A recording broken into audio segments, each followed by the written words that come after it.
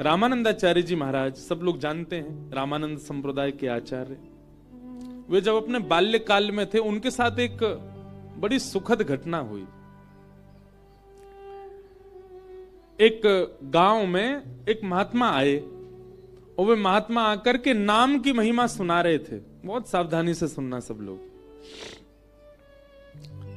नाम महिमा सुनते सुनते श्री रामानंदाचार्य जी महाराज तब अपने पूर्व नाम में और एवं पूर्व भाव में थे, घर गृहस्थी सब परिवार के संग थे। तो आपने खड़े होकर के महाराज जी से कहा, बोले महाराज जी अच्छी बात है कि आप कह रहे हैं नाम गाना चाहिए, नाम उच्चारण करना चाहिए, नाम जप करना चाहिए, पर नाम हमको रोटी थोड़ी खवा देगा। जीवन जीने के लिए कर्म तो करना पड़ेगा ना हमको। नाम से पेट थोड़ी भर जाएगा हमारा, नाम से जीवन थोड़ी निकल जाएगा हमारा पूरा। तो जो आचार्य मंच पर बैठे थे वो बोले भैया अगर पूर्ण विश्वास करो तो नाम पेट भी भर देगा। तो रामानंदाचार्य जी थोड़े छोटे बालक, थोड़ा उनमें हट तो था ही। तो आप श्री ने कहा ठीक है, तो फिर ठीक है, मैं अब कुछ नहीं खाऊंगा, केवल राम राम जपूंगा, देखता हूं राम जी मेरा कैसे पेट भरते हैं। और गांव से दूर चले गए। गांव से दूर एक नदी के किनारे एक विशाल वटवृक्ष था। उस वटवृक्ष के नीचे जाकर के बैठ गए और राम राम राम राम राम राम राम राम राम राम राम राम जपने लगे। तभी आपने देखा कि नदी के किनारे कुछ लोग विचरण कर रहे हैं। तो आपके मन में भाव आया कि हो सकता है कि मुझे साधु महात्मा कुछ संत समझ के ये लोग खाने पीने दे जाएंगे मुझको। इसलिए आपने सोचा नीचे बैठना उचित नहीं, पेड़ के ऊपर बैठ जाता हूं। पेड़ के ऊपर बैठ गए। कुछ नहीं, बस गांव के लोगों से कह के आए थे, राम जी अगर पेट भर देंगे तो मैं पूरा जीवन राम नाम में ही निकाल दूंगा। राम राम राम राम राम राम पेड़ पे बैठ के जपने लगे। तभी क्या हुआ, कुछ यात्री लोग वहां से निकल रहे थे। उन्होंने देखा विशाल वटवृक्ष है, बढ़िया छांव है, सुबह के हम लोग चले, कुछ पाया है नहीं हमने अभी तक, इस वृक्ष के नीचे ही बैठ जाते हैं और यहीं कुछ पा लेते हैं प्रसादी। उस वृक्ष के नीचे सब लोग बैठ गए, अपनी पोटली वोटली सब खोल दी उन्होंने और सब नदी में स्नान करने लगे, आचमन करने लगे। बोले सब लोग यहीं प्रसाद पा लेते हैं। प्रसाद पाने बैठ ही रहे थे, इतने में ही उस जंगल का एक डाकू आ गया। डाकू के आते ही महाराज उसके घोड़ों को आते देख, उनके हाथों में सब औजार और वो सब लगे थे मारने के, उन सबको देख करके वो सबरे अपनो सामान वामान सब छोड़ छाड़ के वहां से भाग गए। डाकू आया पूरी सेना के साथ, उसने कहा हाँ भाई सुनो, ये सब माल यहां पर पड़ा है, इसमें से देखो हमारे उपयोग की क्या वस्तु है। सब खोल खाल करके देखा, उसमें थोड़ा बहुत कुछ धन मिला, धन सब रख लिया। तभी उनमें से एक बोला, बोले महाराज थोड़ा बहुत ही धन मिला पर भोजन सामग्री खूब बढ़िया है, खूब सारा भोजन है, आपकी आज्ञा हो तो हम सब लोग यहीं आज प्रसाद पालें, बनाना नहीं पड़ेगा, खूब बढ़िया बढ़िया प्रसादी है, इसी को ही पा लेते हैं। ऊपर बैठे रामानंदाचार्य जी सब देख रहे थे, राम राम राम राम जप रहे थे। डाकू जो उनका सरदार था बोले हाँ सही है, यहीं पे कर लेते हैं। सब नीचे आ गए। जैसे ही प्रसाद पाने के लिए बैठे, पता नहीं कैसे जो सरदार था डाकुओं का, उसकी दृष्टि पड़ी ऊपर, और जैसे ही उसने ऊपर देखा तो रामानंदाचार्य बालक बैठे थे। बोले रुक जा कुछ मत खाना, इसमें से इसमें जहर मिला है। बोले क्या, आपको कैसे पता? बोले ऊपर देखो ये बालक, इसने षड्यंत्र रखा है, हमको ना जाने कहां कहां के राजा ढूंढ रहे हैं पकड़ने के लिए, इस बालक को उन्होंने ही भेजा होगा और ये पूरे भोजन में उन्होंने विष डाल दिया ताकि हम लोग पावें, और हम जैसे ही हमारी बेसुध हो जाएं, मर जाएं, तो ये बालक जाकर के राजा से खूब सारी सोने की मोहर लेगा। ये हमको पकड़ने का षड्यंत्र है। डाकू ने कहा इस बालक को नीचे उतारो।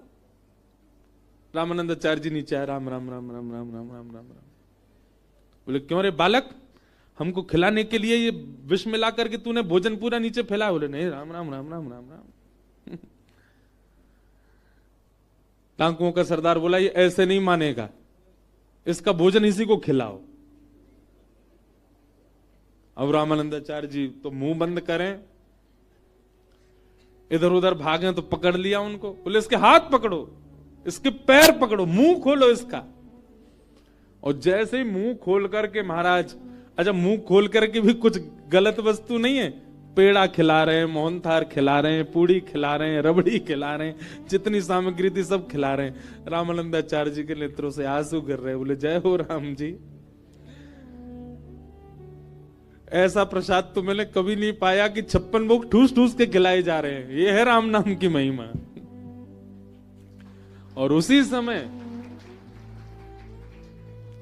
समय हमारे विश्व को, हमारे भारत भूमि को एक आचार्य मिले, श्री रामानंदाचार्य, राम नाम की महिमा से, जिनके शिष्य स्वयं श्री रैदास जी महाराज, श्री कबीरदास जी महाराज, ये सब उनके शिष्य हुए। इसका मतलब ये नहीं कि आप भी बैठ जाओ गंगा जी पे, राम राम राम राम। अच्छा एक बात बोलूं, करके देख लो, कोई बुराई थोड़ा ही है।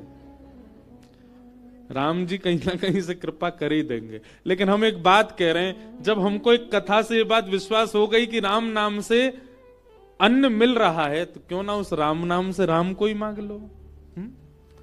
जब अन्न साधन मिल सकता है तो स्वयं राम क्यों नहीं मिल सकते। भगवान नाम अति श्रेष्ठ, इसलिए नाम बहुत आवश्यक है जीवन में, भगवान नाम। और भगवान नाम आत्म कल्याण के लिए होता है, यही भागवत का विषय है। धर्म प्रौजित कई तवोत्र परमो निर्मत सराणाम सताम वैद्यम वास्तव मत्र वस्तु शिवदम तापत्रयोन्मूलनम श्रीमद् भागवते महामुनि कृते किंबा परैरीश्वर सद्यो हृदय वरुध्य तेत्र कृत भी शुश्रूषुभिस्तच्छणा। भागवत जी का द्वितीय श्लोक, जहां पर विषय, अधिकारी, संबंध और प्रयोजन 4 बातें बताई गई। सबसे पहला भागवत का विषय क्या है? आप कथा सुनने के बाद में कहीं ना कहीं अब आत्म कल्याण के लिए बढ़ने लगोगे।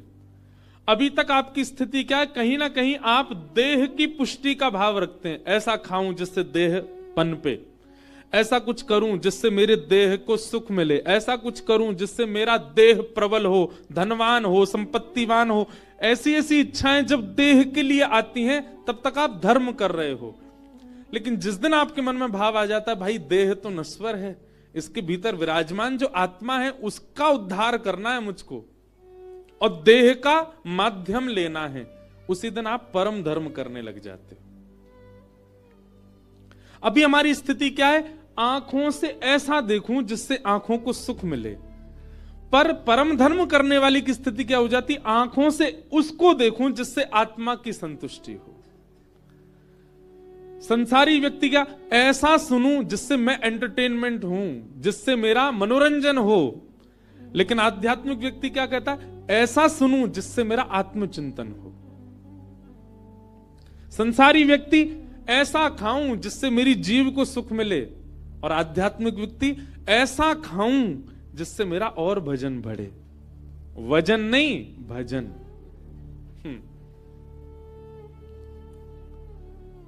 संसारी व्यक्ति मैं ऐसे को छूं जिससे मुझे स्पर्श सुख मिले, लेकिन आध्यात्मिक व्यक्ति बोले मैं ऐसे का स्पर्श कर लूं, श्री गुरु चरण सरोज रज निजमन मुकुर सुधार।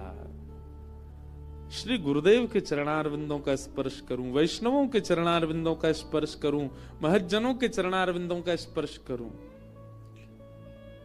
संसारी व्यक्ति वो अपने पैरों से चाहता है मैं ऐसी जगह जाऊं जहां अच्छे फोटोज खिंचवा सकूं, अच्छे इंस्टाग्राम और सब जगह पर डालने वाली मेरी फोटोज खिंच जाएं। पर भगवत अनुरागी व्यक्ति वो पैरों से जाएगा मैं प्रदक्षिणा करूं, मैं परिक्रमा करूं, चाहे मेरे देह को भगवत समर्पित करने का भाव आवे। ऐसी स्थिति, ये परिवर्तन आने लग जाए मन में, तो समझो आप भागवत सुन रहे हो। आप कहीं ना कहीं देह से उठ करके आत्म कल्याण की भावना में चले जाते हो। ये भागवत का विषय है। आपको यह समझ में आने लग जाए कि देह तो माध्यम है, कल्याण तो मुझे अपने भीतर बैठी उस चेतना का करना है जो ना जाने कितने दिन से भटक रही है। ये भागवत का विषय। दूसरी बात, भागवत का अधिकारी कौन है? इस पूरी योजना में कौन आ सकता है जिसके अंदर आत्म कल्याण की इच्छा प्रकट हो जाए, देह से परे को हो जाए?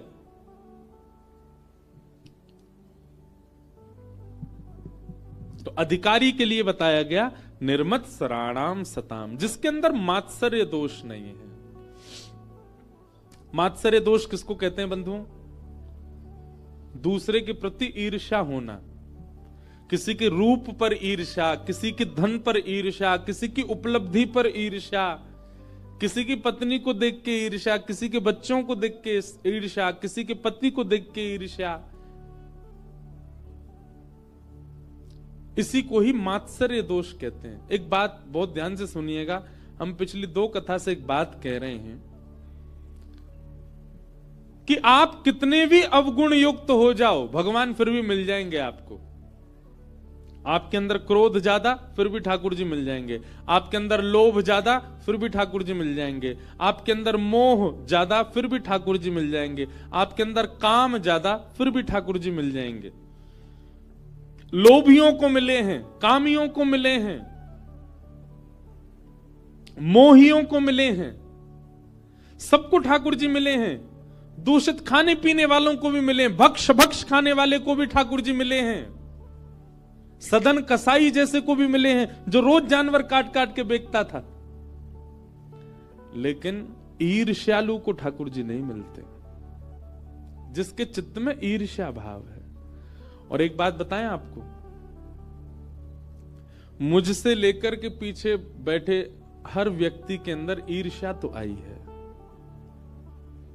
हम सब में ईर्ष्या तो है। कम से कम हमारा भजन इसीलिए बने कि हमारा क्रोध कम ना हो, भले ही हमारे अंदर बाकी के दोष कम ना हो, लेकिन हे सदगुरु की कृपा, हे गंगा मैया की कृपा, हे भागवत जी की कृपा, हे बद्रीनाथ भगवान की कृपा, हे वृंदावन बिहारी लाल की कृपा, हमारे अंदर ईर्ष्या ना आवे। आप विश्वास मानिए, जिस दिन आपके चित्त से ईर्ष्या गई, आपका क्रोध भी जाएगा, आपका लोभ भी जाएगा, आपका काम भी जाएगा, आपका मोह भी जाएगा। सारे दोष अपने आप निकलना प्रारंभ कर देंगे। घर की नाली जाम हो जाए तो सबसे अंदर जो बड़ी वस्तु फंसी होती है उसमें वो निकल जाए, सब अपने आप निकल जाते हैं। ऐसे ही सबसे बड़ी हमारे हृदय में जो ये गंदगियां हैं, इनके अंदर जो सबसे भारी भरकम है, जिसकी वजह से कुछ नहीं निकल पा रहे, वो है ईर्ष्या। जिस दिन ईर्ष्या निकल गई चित्त से, सब निकल जाएंगे। क्रोध, काम, लोभ, मोह, अभिनिवेश, अहंता, ममता, चिंता, सब निकल जाएंगे।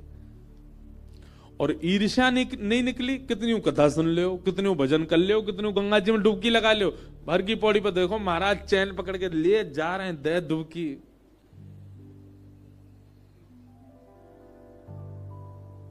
दो चार तो बह गए, चैन नहीं छोड़ रहे, दे डुबकी, नाना नानी रह गए भाई।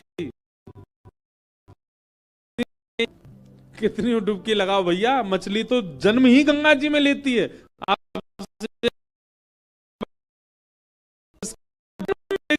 गंगा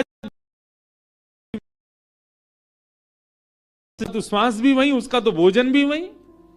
डुबकियों से काम चल रहा होता तो सारी मछली वैकुंठ जा रही होती गंगा जी की।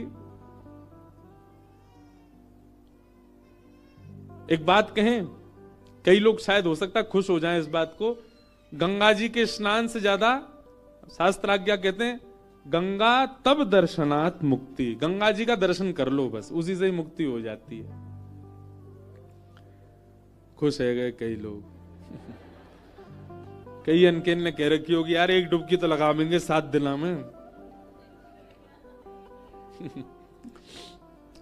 लेकिन अब कह रहे हैं, बोले महाराज जी कह रहे दर्शन तो ही काम चल जाएगा। लेकिन एक बात कहें, ऋषिकेश से आगे की जो गंगा है ना, उनके दर्शन से काम चलेगा, यहां तो नहाना ही पड़ेगा। क्यों? ऋषिकेश से आगे की जो गंगा है उसमें अगर कूदवे गए तो फिर पता ही नहीं चलेंगे, सीधे गंगा सागर में मिलोगे फिर तो।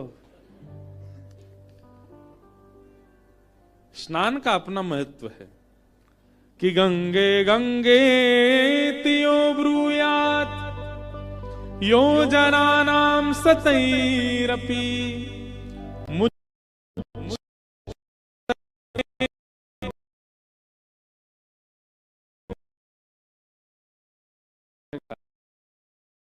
जो तट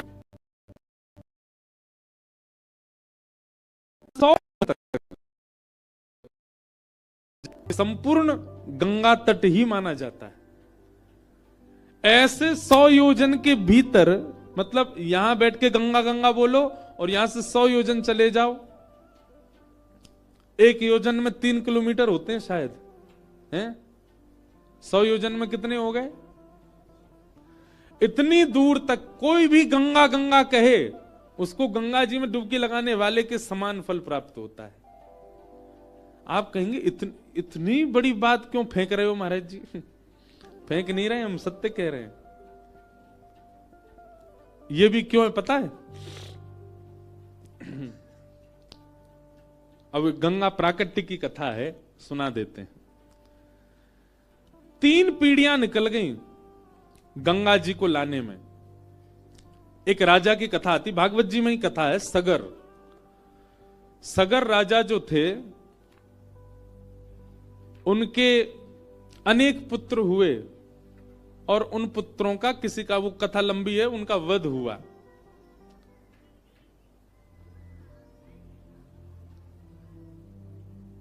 और वध भी कैसे हुआ? सगर राजा एक यज्ञ कर रहे थे। बहुत ध्यान से सुनो, गंगा जी के तट पे बैठो, गंगा जी कैसे आई आपको पता होना चाहिए। तो सगर राजा अश्वमेध यज्ञ कर रहे थे। तो अश्वमेध यज्ञ में एक नियम होता है कि अश्व जो है उसको छोड़ा जाता है, मुक्त छोड़ा जाता है, जब तक उसको कोई पकड़ ना ले वहां तक, ऐसा कुछ नियम होता है अश्वमेध यज्ञ में। तो सगर राजा का जो अश्व था, यज्ञ के बाद उसको छोड़ना था, लेकिन वो इंद्र विघ्न डालते हैं यज्ञ में। तो इंद्र ने क्या किया, उस अश्व को ले जा करके कपिल भगवान की कुटिया, जो कि अब कहां है, गंगा सागर में, जहां गंगा जी सागर में जाकर, तब गंगा जी नहीं थी, तब केवल सागर थे। कपिल भगवान की कुटिया पर जाकर के उस घोड़े को बांध दिया। सगर राजा ने अपने अनेक पुत्रों से कहा कि अश्वमेध यज्ञ में जो मेरा घोड़ा था वो कहीं खो गया है, कोई उसको ले गया, उसको ढूंढ के लाओ, वही घोड़ा चाहिए। ढूंढते ढूंढते ढूंढते ढूंढते जैसे ही महाराज पहुंचे सागर पर, कपिल भगवान बैठे थे। कपिल भगवान की कुटिया पर, आश्रम पर जब उन्होंने वो घोड़े को बंधा हुआ देखा तो सबने मन में विचार किया, ये बाबा हमारे पिताजी के घोड़े को हरण करके लाया है।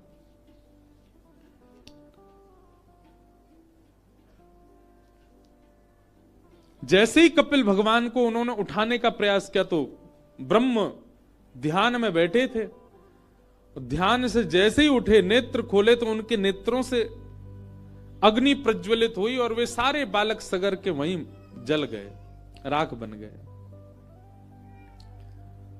तब सगर महाराज ने अपने अन्य बालकों को कहा कि जाओ, जाकर के ढूंढ करके लाओ, मेरे बालक सब कहां हैं। पहले तो घोड़े ढूंढने गए, बालक भी नहीं मिल रहे।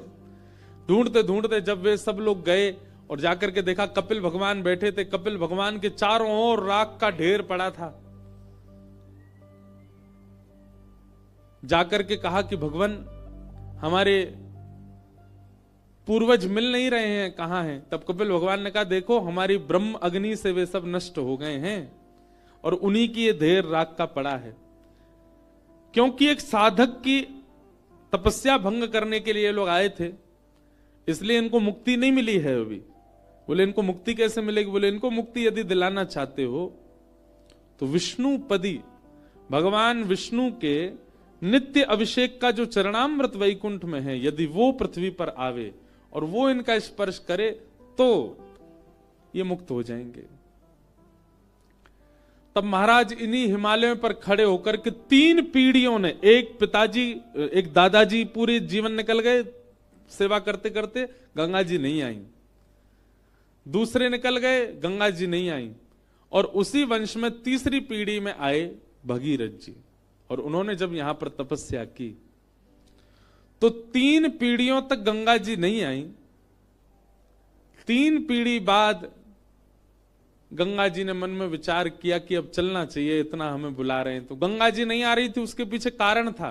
गंगा जी के मन में भाव था कि भाई ये संसार के लोग सब अपने पाप धोने आएंगे मेरे अंदर, और कहा मैं अत्यंत पवित्र करने वाली देव नदी हूं, और ये सब लोग आकर के मुझ में अपने पाप धो देंगे, मुझे मतमेला कर देंगे, पाप युक्त कर देंगे। इसलिए गंगा जी ने 3 पीढ़ियां निकालती नहीं आई। जब भगीरथ ने आकर के तपस्या की तब गंगा जी के मन में, हृदय में थोड़ी दया आई, और गंगा मैया बोली अब मुझे आना चाहिए। और वैकुंठ से प्रकट होकर के श्री गंगा मैया भूतल पर आने लगी। जैसे ही आई तो श्री महादेव, देवादिदेव महादेव ने उनको अपनी जटाओं में बांध लिया। अब गंगा जी के प्रादुर्भाव के कई प्रसंग सुनाए जाते हैं। एक तो यह है कि नित्य चरणों दल है गंगा जी, नित्य वैकुंठ में भगवान का चरण, जो देवतागण सब उसका अभिषेक करते हैं, वही जल आ रहा है। एक अर्थ यह है कि जब भगवान ने वामन अवतार धारण किया तो 2 पग से जब तीनों लोक नापने लगे तो दूसरा पग रखते ही भगवान के अंगुष्ठ के नख से ब्रह्मांड का भेदन हुआ, और वैकुंठ का ये जो जल था चरणामृत का, 2 पग से तीनों लोक नापे तो ब्रह्म भगवान का चरण पहुंचा, तो ब्रह्मा जी ने ठाकुर जी के चरण धोकर के अपने कमंडल में रखा, वही गंगा जी हैं। लेकिन सब कथाओं का एक मूल है कि गंगा जी विष्णुपदी हैं, ठाकुर जी के चरणामृत हैं। तो जैसे जी नीचे आने लगी, महादेव को क्रोध आया। क्यों क्रोध आया? बोले कहां दुर्गा सप्तशती में कहते हैं कुपुत्रो जायेत क्वचित माता न भवती, पुत्र कुपुत्र हो सकता है, माता कभी माता नहीं होती। और ये गंगा मैया वात्सल्य रूपा होकर के, मैया रूप होकर के, और इन्होंने इतनी निर्दयता की, 3 पीढ़ियां निकल गई है, अब जा रही हैं। गंगा जी को जटा में बांध लिया। गंगा जी प्रार्थना करने लगी, महादेव आप ऐसा क्यों कर रहे हैं? तो महादेव ने जटा में बांधी। इसके भी 2 कारण। पहला तो क्रोध वाला कारण था कि उनको गुस्सा आया कि गंगा जी ने इतना विलंब क्यों किया आने में, और दूसरा कारण यह था कि विष्णु है तो महादेव चाहते हैं कि श्री हरि चरणामृत तो मेरे सिर पर रहे। इसलिए 2 कारणों से गंगा जी को बांध लिया। गंगा जी ने प्रार्थना की, महादेव आप हमें मुक्त करो। महादेव बोले ऐसे नहीं करेंगे, रुको। भी सब देवताओं को बुलाया, 33 कोटि देवता शंकर जी के आगे हाथ जोड़ के नतमस्तक हो गए। बोले आज्ञा, आपने हमें क्यों बुलाया? महादेव उपदेश देने लगे। बोले ये कलिकाल प्रारंभ हो रहा है नीचे पृथ्वी पर, और कलयुग में लोगों पर इतना समय नहीं है, और आप सब देवी देवता अपने तप के लिए इतना समय मांगते हैं। कोई 1000 वर्ष की तपस्या करता है तब देवता प्रसन्न होते हैं, कोई 100 वर्ष की तपस्या करता है तब देवता प्रसन्न होते हैं, कोई हिमालय पर उल्टा लटक के भजन करे तब प्रसन्न होते हैं।